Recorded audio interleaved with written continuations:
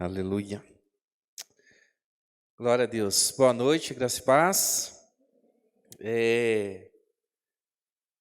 Que enquanto o culto está acontecendo, tanta coisa, né? Legal, bênção, hein, Dai? Que bom. Já sei das boas notícias, viu? Glória a Deus. Fernando também, que palavra. Eu ouço essas palavras, dá vontade de estudar, né? Eu já fico assim, de ler as coisas, umas coisas novas, né? E ele trouxe à tona exatamente a questão da oferta aqui, porque hoje nós ofertamos. E temos sido abençoados, temos recebido a palavra, mas a oferta da viúva era num tempo de opressão, de exploração, e ainda assim ela deu, né? Então, Fernando trouxe isso muito, agregou muito a palavra, né? Porque a gente vê a viúva deu tudo. A gente já imagina que ela estava dentro de uma igreja, que tinha tido acabado o louvor, e alguém tinha falado a palavra de oferta e entrou. Não, era um outro contexto. E a oferta dela, com certeza, teve muito mais valor do que a minha e a sua, pelo contexto, né? Então, nós aprendemos. Obrigado também por essa sensibilidade. E sábado, culto de adolescentes, é isso? Então, sábado também, os adolescentes, vem aí, nós estamos reabrindo, né? Hoje até compartilhamos, o estado de São Paulo abriu, a cidade de São Paulo abriu, Hortolândia. Nós, além de uso de máscara e procurar, né, manter um distanciamento, antes era de 2 metros, agora é de 1 metro, mas manter o cuidado, álcool em gel, essas coisas, nós não temos, como é que fala? Restrições nenhuma, né? Então, um bom sinal, lógico que não é motivo para nos descuidarmos, né? Mas é boa notícia, espero que assim continue. Amém? E os que nos assistem também, compartilhem. A gente está aqui, a gente não percebe, irmãos, mas eu até compartilhei no grupo hoje. Domingo a gente teve, quando fala, em torno de 1.000 pessoas alcançadas que de alguma maneira viu ali a transmissão, ou pelo menos passou por ela, mas ali mais de 200 pessoas que assistiram, pelo menos, a gente não sei se assistiu tudo, assistiu um pedaço. Então, muitas pessoas assistem depois, tá?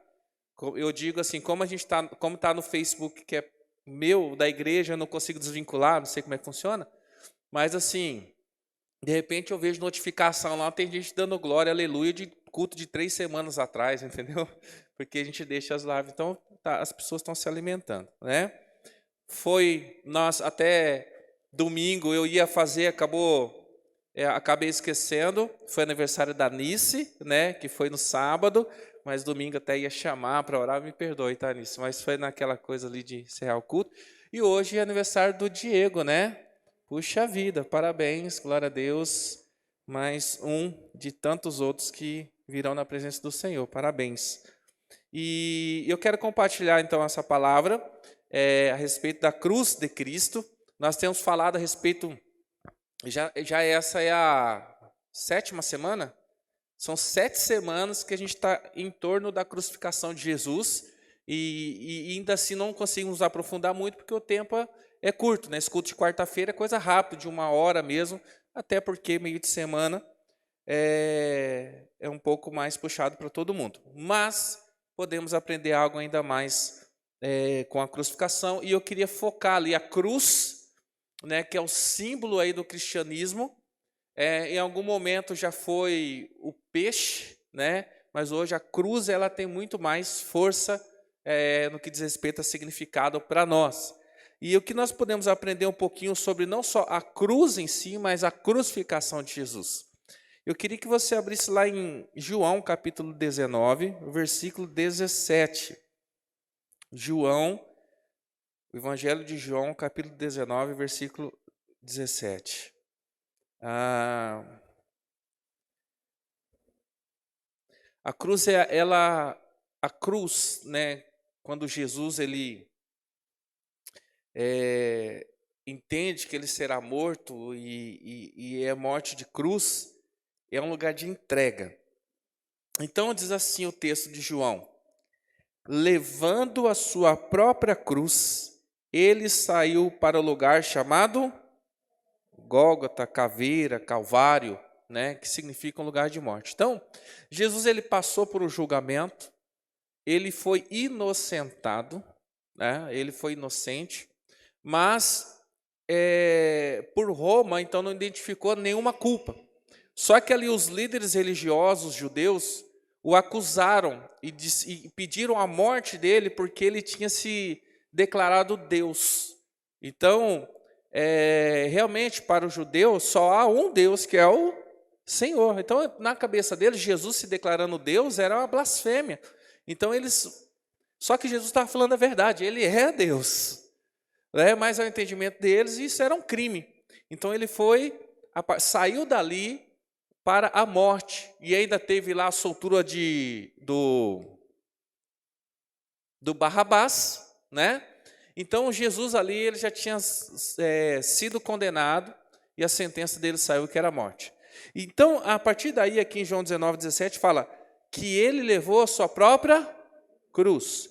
E isso é muito significativo, porque Jesus, ele diz isso, quem não tomar na sua cruz, né, e tal, e aqui ele não só ensina, mas ele dá o exemplo.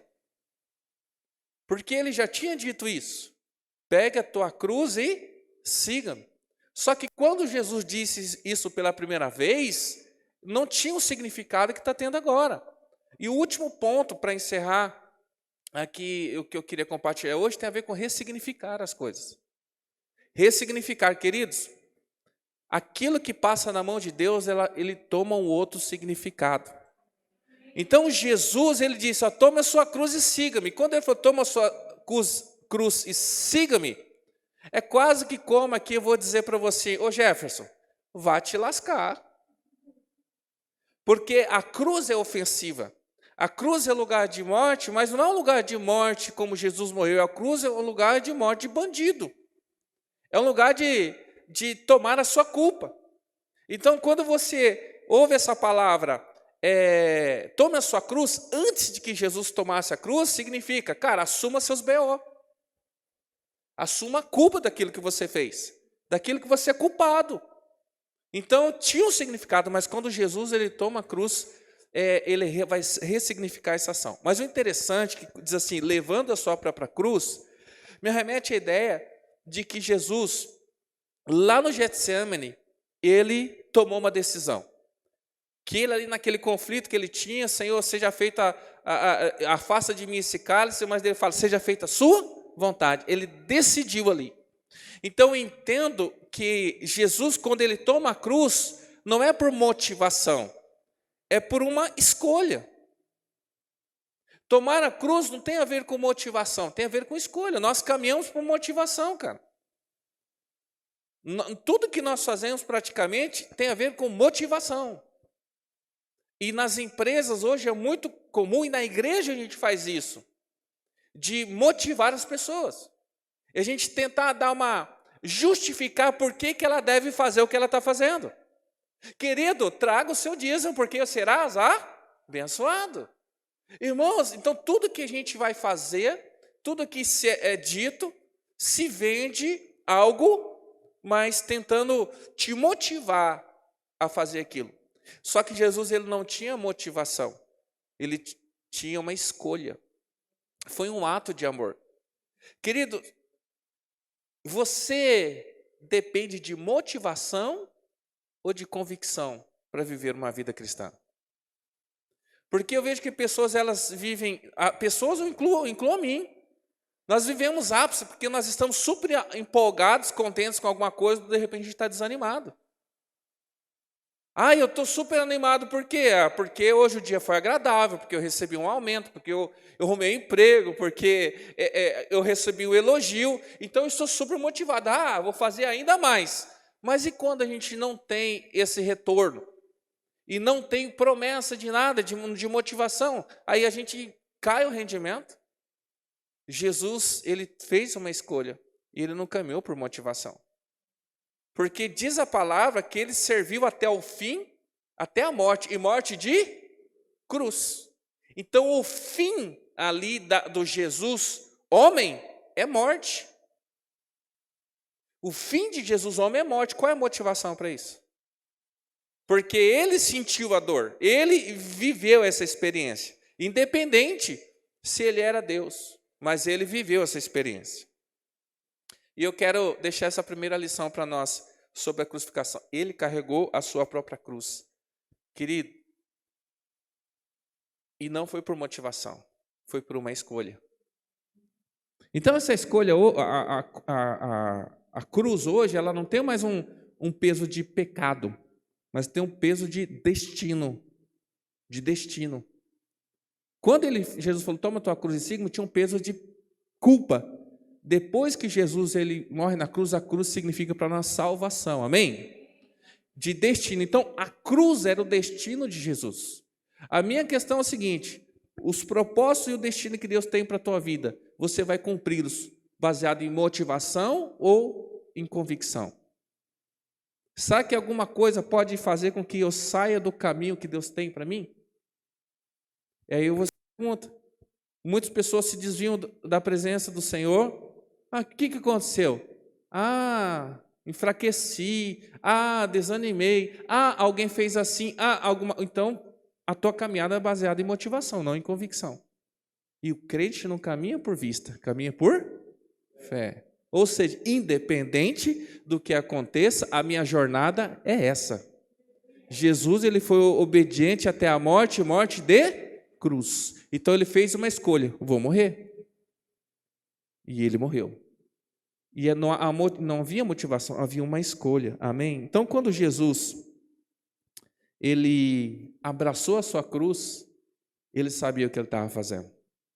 Ele fez um ato de amor. Amém?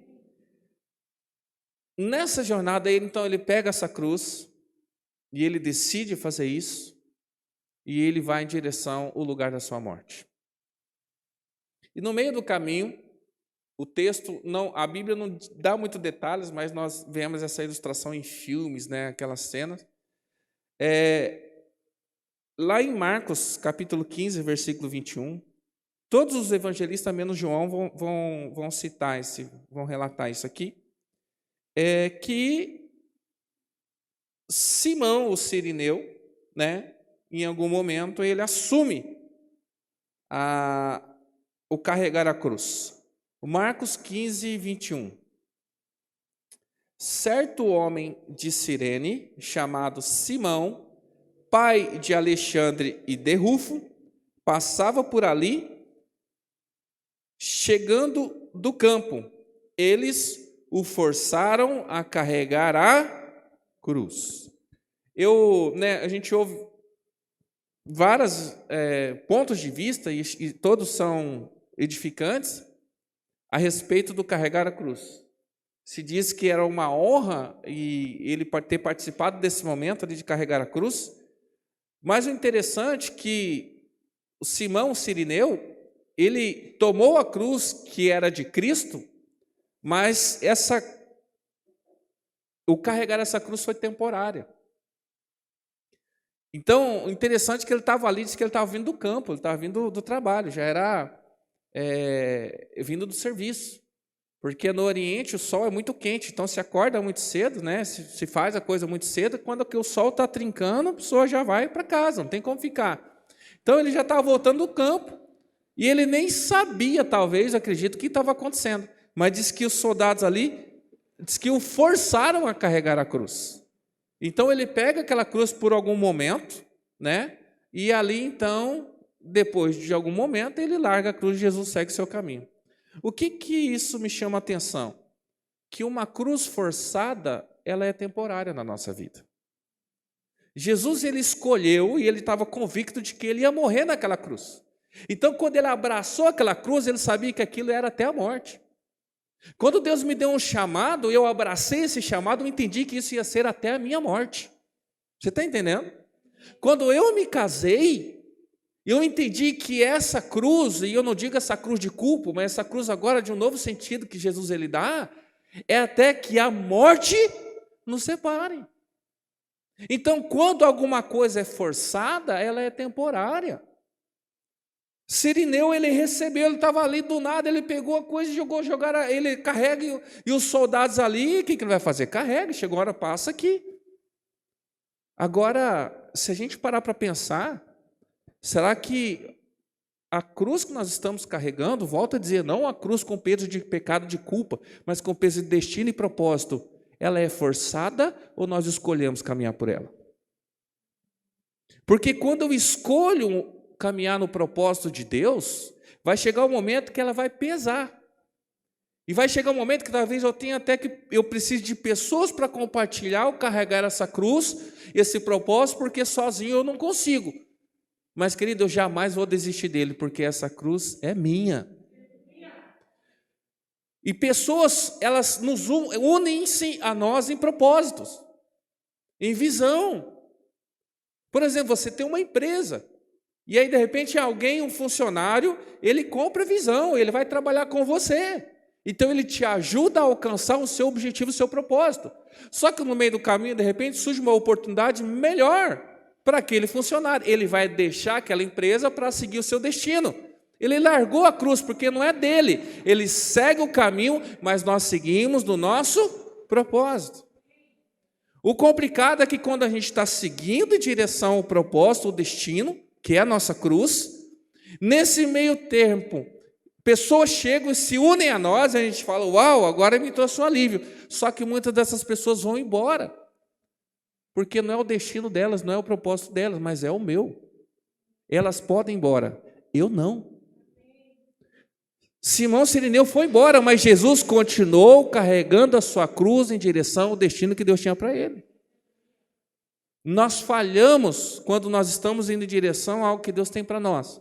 E aí a gente se alegra quando pessoas se unem a nós. Mas quando essas pessoas vão embora, a gente para. Não pode parar, porque o destino é nosso, o propósito é nosso e a cruz é nossa. Então a cruz para Jesus era um destino. Para Cirineu não, era só foi forçado. E às vezes nós também fazemos isso. Nós, no meio da nossa jornada, nós paramos para unir propósitos. Mas eu vou dizer uma coisa para você, até se diz, Deus não une pessoas, Deus une, mas eu vou dizer para você, é muito difícil ter duas pessoas que tenham exatamente o mesmo propósito. Porque até mesmo dentro de um casamento, tem hora que a pessoa está muito junto contigo para alcançar o seu propósito. Mas vai ter um momento que ela vai ter que deixar você para alcançar o propósito dela. Continuam caminhando juntos, só que você não pode abandonar o seu. Então, a cruz forçada é temporária. E eu quero deixar essa palavra de incentivo. Não largue a cruz, vá até o fim. E pessoas vão chegar para nos ajudar. Pessoas vão embora, porque elas têm o seu próprio caminho, o seu próprio destino. Mas o nosso tem que ir até o fim. Amém? Então, Cirineu diz que eles o forçaram a carregar a cruz. Quantas vezes Deus trouxe pessoas até nós forçadas? Às vezes as pessoas chegaram até nós forçadas por uma necessidade, forçadas por um medo, forçadas por uma situação adversa, e depois elas vão embora, porque depois que elas se reorganizam. Então a cruz, querido, a minha cruz, eu tenho que carregar até o final. Independente de momentos de refrigério, onde pessoas somam comigo. E depois vão embora. Mas o meu destino, eu vou seguir até o fim. Amém? Então não larga a cruz no caminho.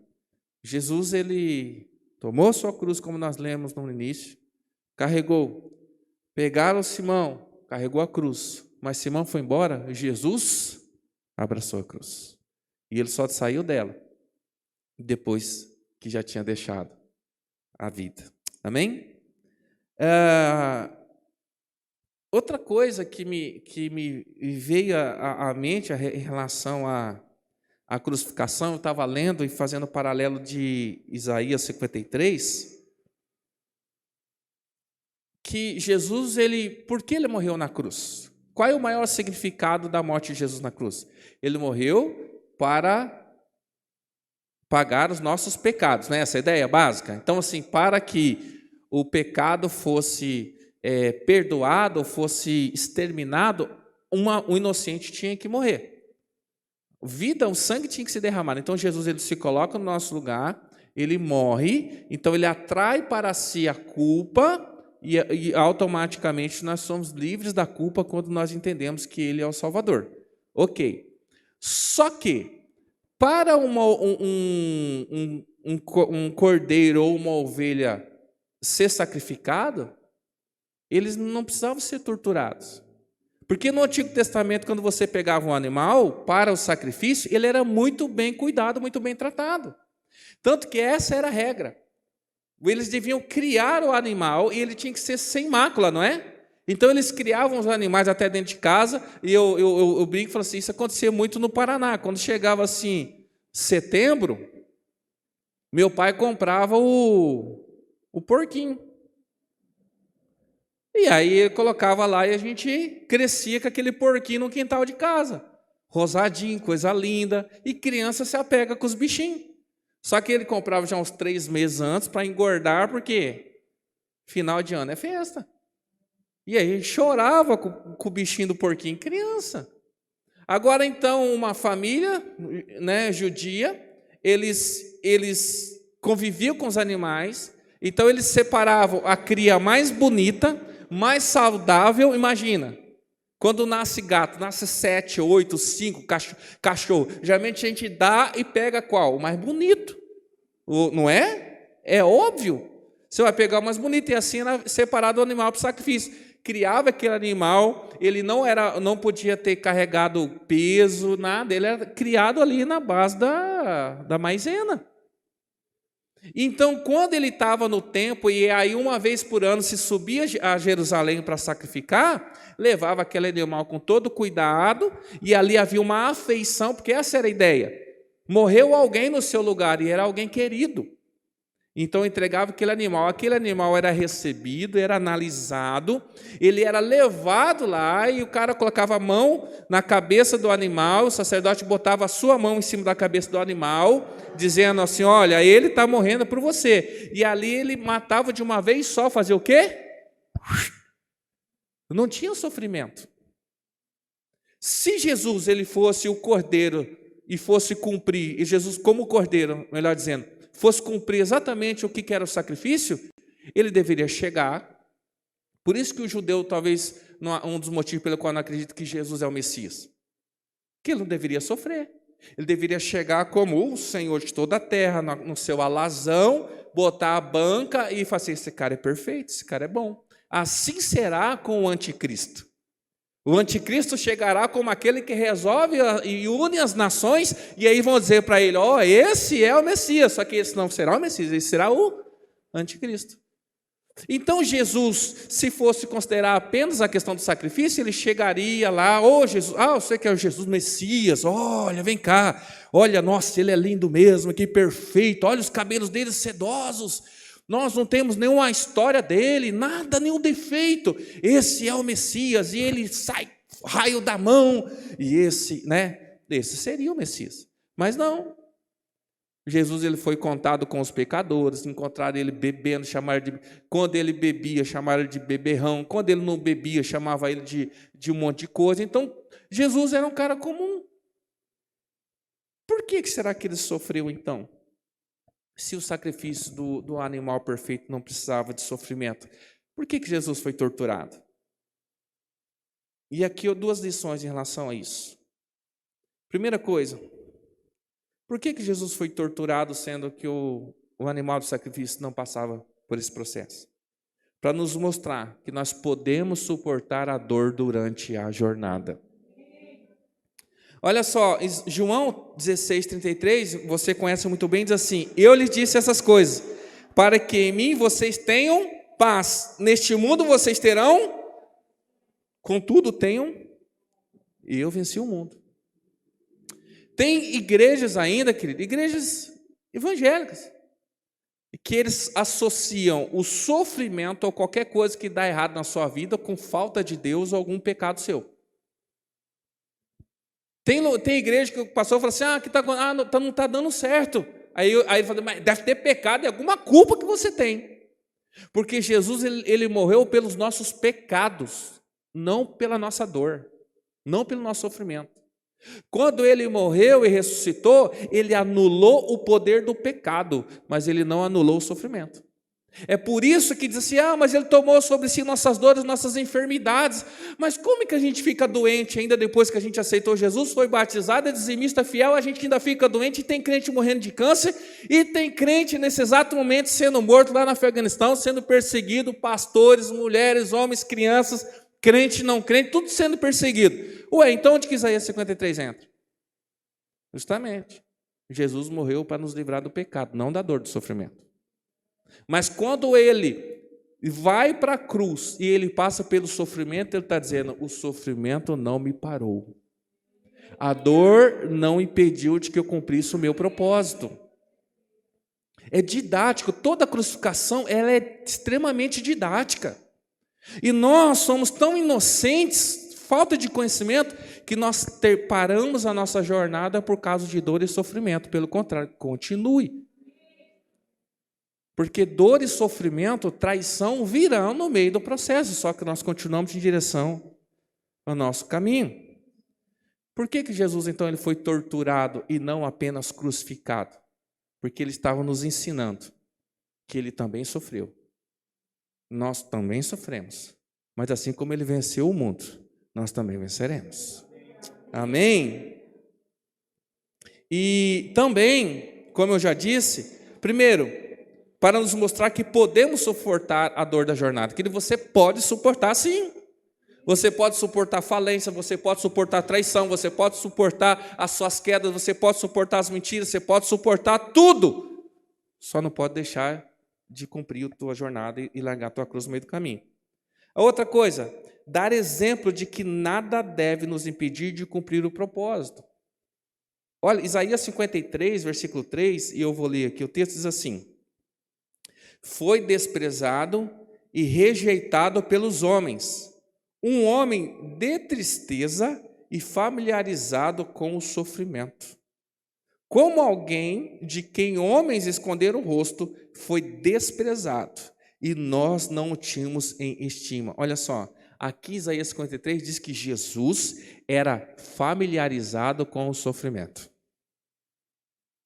Será que, eu vou dizer uma coisa para você, tem pessoas, e a maioria de nós, é familiarizado com o sofrimento. Ou é uma dor física, ou é uma dor na alma, ou é alguma... Sempre tem alguma coisa, querido, que nós aprendemos a suportar. Então, quando diz para nós, não, que você vai viver uma vida perfeita, e quem diz isso é o capitalismo, não Jesus. O capitalismo, e lembra do seminário Entre Reinos, que eu falei sobre o quê? Marxismo, não é? Agora, o capitalismo é o outro lado, que também não é assim, nossa, então agora, nós todos aqui somos capitalistas, sem querer nós somos. Mas o capitalismo, ele oferece prazer, solução para tudo. Ele oferece conforto. Agora, o evangelho não. O evangelho nos traz a realidade, que nós podemos até sermos familiarizados com o sofrimento, mas o sofrimento não tira a gente da jornada do destino que a gente tem para frente. Amém? O porquê também Jesus ele mostra, ele sofre e sem que era necessário que um animal para ser sacrificado precisasse sofrer. Pelo contrário, era muito bem tratado. Para nos mostrar o destino daqueles que vivem uma vida de prazer, comparado com o destino daqueles que são familiarizados com o sofrimento. Por exemplo, hoje nós falamos muito um negócio de investimento. Investimento, né? Temos, a maioria das pessoas, eu estava vendo uns dados, eu vou errar aqui com certeza nos dados, mas diz assim, o Brasil, hoje, 90%, olha só, 90% dos investimentos, do dinheiro que as pessoas trabalham, estão investidos na poupança. Poupança. O maior investimento que alguém faz é na poupança. Agora, esse negócio de bolsa de valores, investimentos e coisa assim, né? A Índia, por exemplo, 10% do investimento deles, 90% do investimento deles quase é feito em bolsa de valores e investimento. Na Índia. Então, sabe que a gente sabe investir bem? Eu não sei mexer com esse negócio de Bitcoin, esses negócios de tesouro direto, essas coisas assim. Eu não sei, mas é uma tendência. Hoje é muito comum, as pessoas estão aprendendo, estão mexendo com isso, é bom. Mas as pessoas se endividam em crédito. O que é você comprar no crédito? Nós falamos hoje da Multicasa, né? Irmão, você come um X tudo no crédito. Você come para pagar em 3 vezes. Você come em 15 minutos, 10 minutos, sei lá quanto tempo você come um lanche, você vai pagar no mês que vem. Eu vou falar, você está pagando por cocô. Nem por cocô você já fez e não está, nem já foi. O crédito. Agora só, rapidinho aqui para cumprir o tempo. Quem vive uma vida apenas com foco no mundo e no prazer, naquilo que pode se desfrutar dessa vida, que tem as pessoas, parece que é um desespero, tem que ter isso, tem que comer bem, tem que ter perfume, tem que ter roupa, tem que viajar, tem que e tudo, porque o mundo agora é muita opção, é muita coisa para se fazer, eu tenho que pular de paraquedas, eu tenho que pular... A lista das 100 coisas que eu quero fazer antes de morrer, não tem? Nossa, né?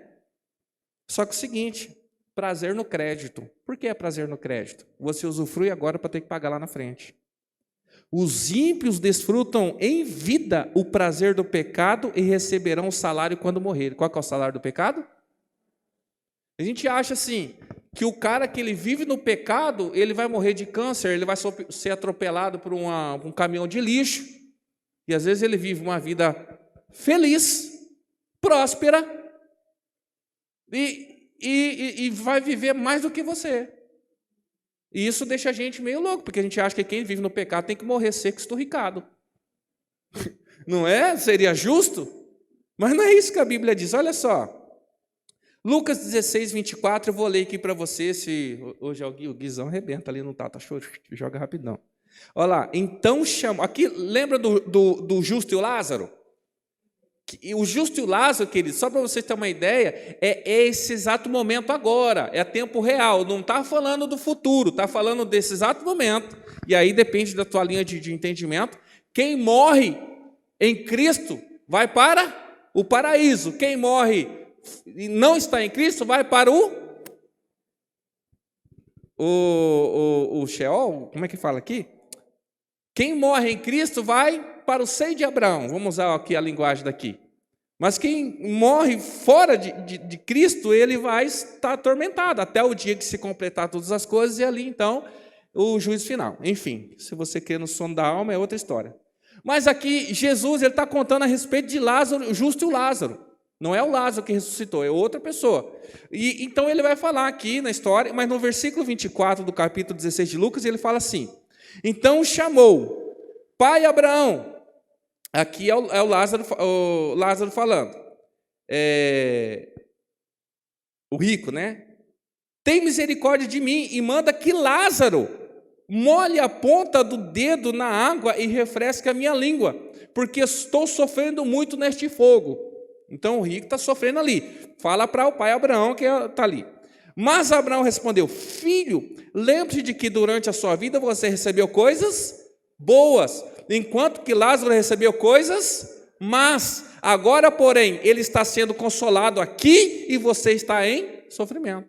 Olha só, se nós vivemos nesse mundo para os nossos prazeres, quando nós passarmos da linha, lá nós seremos cobrados. Então, você está vivendo no crédito. Você está desfrutando agora, mas você vai ser retirado de você lá. Olha só, Asaf, no Salmo 73, ele fala isso, eu sou justo, eu sou bom, cara, eu só quebro a cara, só me lasco, eu tomo prejuízo, e eu vejo os caras fazendo as coisas erradas lá, e dá tudo certo para eles, e aí, no brincadeira e tal, até no versículo 15, até que entrei no santuário do Senhor e me atentei para o fim deles. É verdade. Desfruta, se faz, vai para a lua, desce para o mais profundo do oceano, maravilhoso. Mas o que virá depois? Então, quem vive no pecado, vive uma vida de crédito, ou seja, desfruta agora para pagar lá na frente. Mas quem permanece no Senhor e vive uma vida regrada, uma vida de santidade, vive uma vida de investimento. Ou seja, os justos sofrem em vida, mas receberão a recompensa após a morte, é o contrário. Onde que está isso, pastor? Lá, olha só, Marcos 10, 30. Aqui Jesus está falando que quem aborrecer pai, mãe, irmão, tal, deixará de receber 100 vezes mais no tempo presente, casas, irmãos, mães, filhos, campos, e com eles perseguição, e na era futura a vida eterna. Ou seja, nós podemos até viver coisas boas nessa terra, mas o que nos aguarda na eternidade não se compara com nada daquilo que nós deixamos aqui. Outro texto que Jesus também está ensinando, ele fala, não acumuleis para vocês coisas na terra. Mateus 6,20, mas acumulem para vocês tesouros no céu, onde a traça e a ferrugem não destrói, e onde os ladrões não arrombam nem furtam.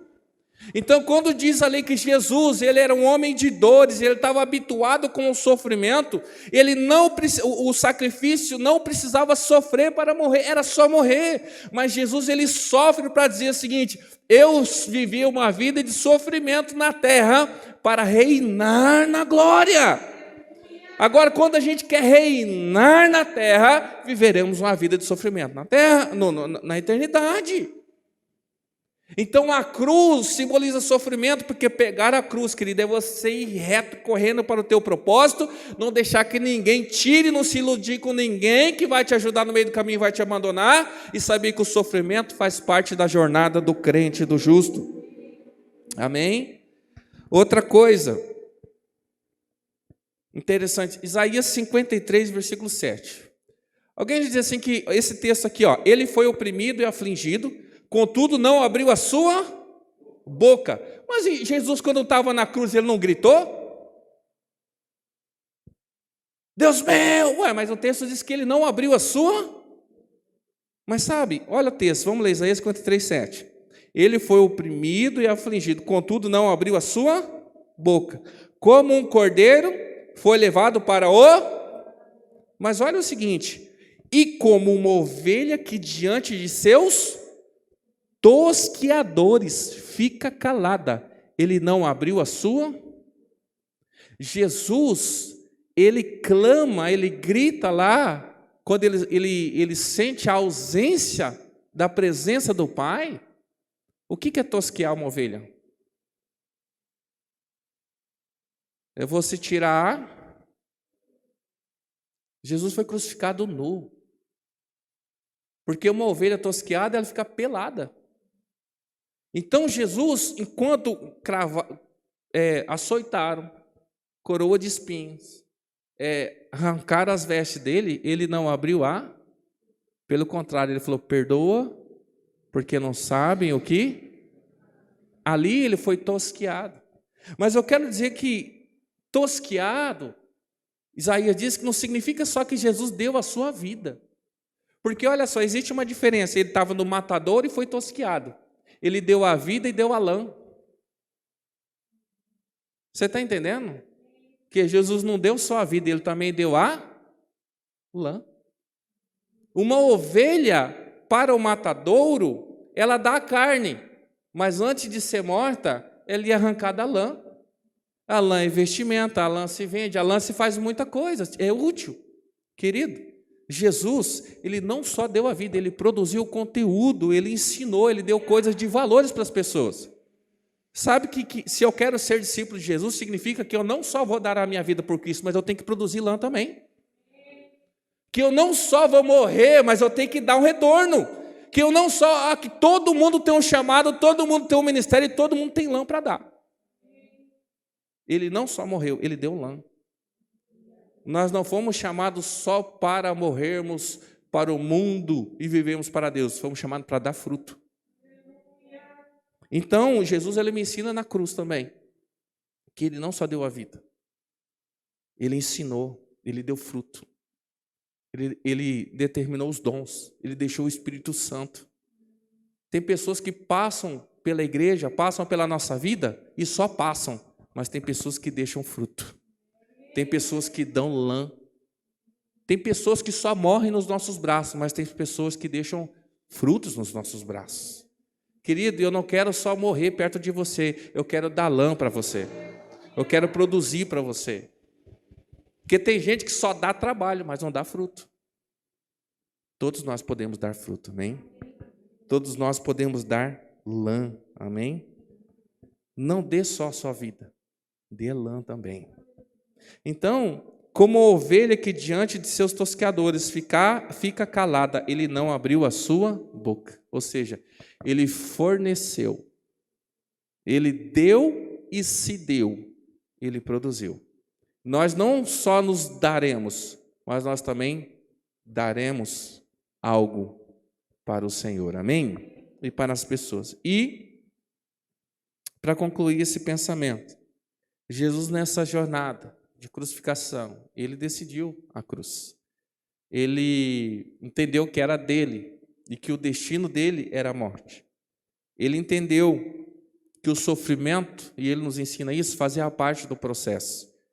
Ele entende que ele não só dá vida, ele dá lã também, ele fornece, ele agrega, ele gera, ele produz. E quando ele morre naquela cruz, querido, ele ressignificou tudo que se conhecia naquela época. O véu se rasgou de cima a baixo, a terra tremeu, e a cruz, que era símbolo de morte, se tornou símbolo de ressurreição. Jesus, ele deu um novo significado à cruz.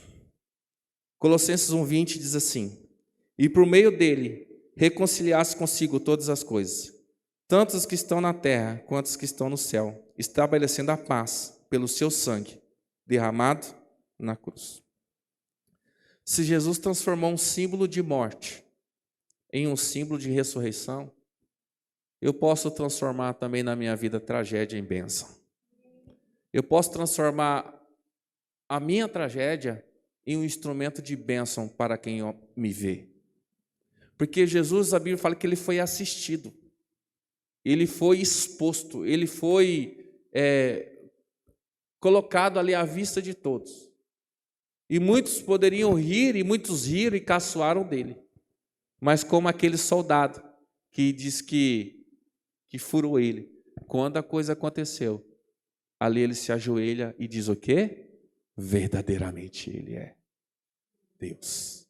Ou seja, às vezes a gente acha que o nosso sofrimento é só para a nossa vergonha.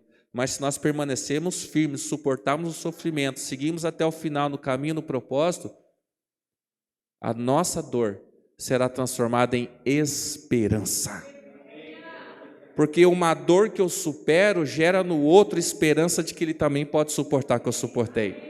Então o meu abuso, o meu divórcio, a minha falência, a minha enfermidade, tudo que eu passei e venci e superei, deixa de ser vergonha e se torna esperança. Ou seja, assim como Jesus ressignificou a cruz, eu e você também podemos ressignificar tudo na nossa vida. Nós podemos pegar como essa madeira que estava no lixo, né? Literalmente estava no lixo. E nós transformamos ela num símbolo, num artefato, num móvel, porque ressignificou. E Jesus, ele ressignifica a nossa vida. Para muitas pessoas, éramos um lixo. Mas Jesus olhou para nós, Deus olhou para nós e falou assim: você é filho. Isso é ressignificar. É a gente pegar coisas que as pessoas têm um significado de inutilidade, como foi Onésimo, que o nome de Onésimo era inútil, e Paulo fala assim: antes ele era Onésimo, inútil, mas agora ele é útil. Porque quando nós temos um encontro com Deus, a nossa vida ressignifica. Por isso que nós não devemos viver no passado. Se eu me frustrei ontem, se eu me machuquei ontem, se eu sofri ontem, mas agora eu tenho Jesus na minha vida, ele ressignifica. Muitas pessoas vão falar assim, de novo? E você fala, não, novo. Mas de novo você vai tentar, não, agora é novo. Por quê? Porque Jesus ressignificou na cruz todas as coisas. E ele disse, ele reconciliou consigo mesmo todas as coisas. Amém? Vamos nos colocar de pé. E eu creio que tudo isso que o Senhor nos ensinou na cruz, nós podemos praticar também. Porque Jesus ele nos disse: vocês farão coisas maiores do que eu. E ele falou assim: vocês terão aflições, mas tem de bom ânimo, porque eu, então nós também venceremos.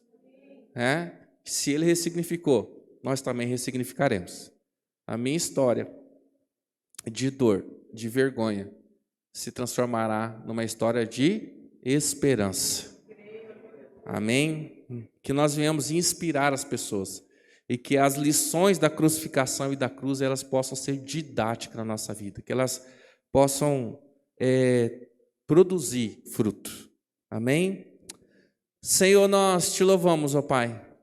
Obrigado, porque Jesus ele não só fez uma obra, ele não só cumpriu a missão, ele não só realizou algo extraordinário na cruz, mas durante todo o processo ele nos ensinou, ele nos mostrou o caminho. Por isso que ele falou assim: pegue a tua cruz e siga-me. Senhor, o nosso destino, Senhor, é a morte. O nosso destino, Senhor, o nosso caminho até, Senhor, o fim, Senhor, envolve sofrimento, envolve tortura, envolve decepções, envolve tudo isso, Senhor. Mas nós aprendemos com a cruz que nós decidimos caminhar, ó Senhor. Nós não caminhamos esperando receber nada em troca. Nós cremos que já recebemos, ó Senhor. Nós não receberemos, mas nós já recebemos, ó Senhor. Por isso que nós vivemos uma vida, Senhor, de santidade, nós nos esforçamos, nós nos decepcionamos muitas vezes, com nós mesmos, com as nossas falhas, ó Senhor, mas nós levantamos e seguimos em direção ao propósito que o Senhor tem para nós, ó Senhor. Pai, que possamos não viver uma vida medíocre, ó Senhor, que não só venhamos viver e morrer, ó Senhor, mas que venhamos produzir muita lã, Senhor, que essa lã pode gerar recurso, que essa lã possa gerar, ó Senhor, conforto, que essa lã possa gerar, ó Senhor, abrigo, Senhor, que a nossa vida não seja uma vida apenas de vida ou morte, mas seja uma vida de frutificação, ó Senhor. Pai, que nós possamos guardar a nossa boca. Jesus disse que a palavra diz que quando ele foi tosqueado, ele não abriu a boca, Senhor. Que nós possamos guardar nossa boca, o nosso coração, Senhor, e possamos doar, Senhor, possamos abençoar, ó Deus, no nome de Jesus, ó Senhor. Pai, e faz com que também, Senhor, nos dê esse poder de ressignificar tragédias na nossa vida e transformar isso em esperança, Senhor, em bênção, Senhor. Pai, que nós possamos aprender com o Senhor. Obrigado pelas lições da sua cruz, ó Senhor, que possamos praticar cada uma delas no nome de Jesus. Amém? Amém. Deus abençoe você.